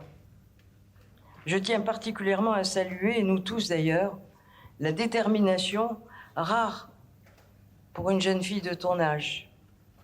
Avec ta famille, tu as fait de votre foyer une véritable médiathèque, je l'ai dit tout à l'heure, une médiathèque improvisée. Il y en avait partout, dans les chambres, dans le salon. Il y avait de quoi lire pendant des jours et des jours, toi qui aimes bien les livres. Et donc, vous avez offert un refuge à ces ouvrages et à notre ville. Vous avez, eh bien, vous nous avez fait, voilà, un exemple d'engagement. Alors, cette action, elle témoigne de l'importance de la culture dans nos vies, même et peut-être surtout en ces temps compliqués. Alors, c'est une belle histoire. C'est celle d'une famille qui a su préserver l'avenir aussi, il faut le dire, d'un service public cher à notre commune, parce que grâce à vous, aujourd'hui, à la Maison des Associations, on a tous ces livres que les gens viennent emprunter. Et donc, on doit vraiment une belle reconnaissance pour tout ça. Donc, je vais vous demander de vous rapprocher pour qu'on vous voit.